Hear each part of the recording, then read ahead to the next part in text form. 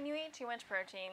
That is the question of the day. I'm Morgan. I'm a plant-based registered dietitian and focused on helping you feel your best. I also teach some yoga. That's why I hesitated there, but today we're not diving into that, so I hesitated whether or not I should mention it.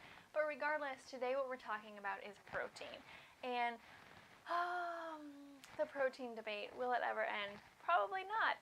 So in the plant-based world, I mean, usually the protein question is in getting too much and this and that. But there's also a really big question out there in whether or not can I eat too much protein? And the answer is yes. Yes, you can. If you eat too much protein, what happens is that it has to be processed by the kidneys. And so when you digest the protein, it breaks down to nitrogen, essentially, is the sort of the very smallest compound. And so all that nitrogen has to go through your kidneys. And if you're consuming a large amount of protein, that's a large amount of nitrogen, which means it's going to potentially tax the kidneys. And especially if you have any kind of kidney issues, that's going to add more stress and potentially more problems. And so this is also a problem if you are eating a large amount of protein and not consuming adequate fluid to help sort of, keep the kidneys working efficiently and as great as possible. I also find that, too much protein, depending on the source of protein, can be problematic potentially. So, a lot of animal-based proteins are going to have the saturated fat and cholesterol too, of course, because it's coming from an animal. But, a lot of times the saturated fat is what we try to limit to a certain degree, right? Like you don't want to be having all the really like the whole milks and the cheeses and the the meats with all the marbling and that kind of stuff. That's all the saturated fat that can clog the arteries and cause some issues from that standpoint. So the type of protein definitely matters. The great part about choosing something like tofu and beans, tempeh, is that you're not going to have the saturated fat or the cholesterol. So it's already going to be more heart healthy. Even if you just change out your protein options a couple times a week, you can see drastic changes over time. The other really important thing to keep in mind is how the protein is sort of combined with other foods.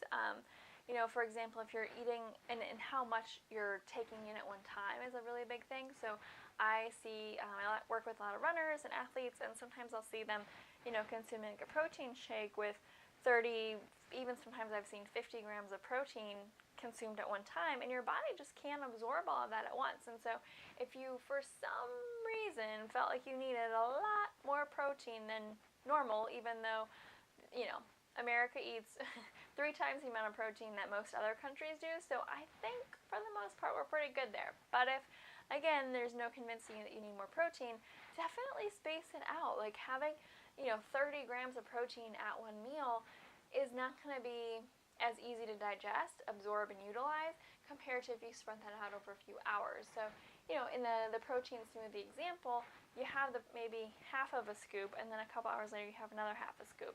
Is that more inconvenient? Potentially, but I also think that your body's going to utilize it a little bit better, so there's that. In general, though, the recommendation is 0.8 to 1 gram of protein per kilogram of body weight. So let's say you weigh 150 pounds, you divide that by 2.2, which I did not bring a calculator, but let's just say that it was 75 kilograms, then it'll be easy. So you're going to need, 60 to 75 grams of protein a day is the general recommendation. Now, of course, working with a dietitian, you kind of get some more one-on-one to see if that's, the case for you.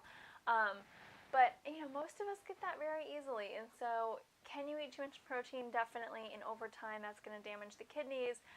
So, a moderate protein and really focusing on your fruits and vegetables, whole grains, beans, legumes is the best way. I know it's not the sexiest thing, but it works. And so if you have more questions about protein or your diet, comment below.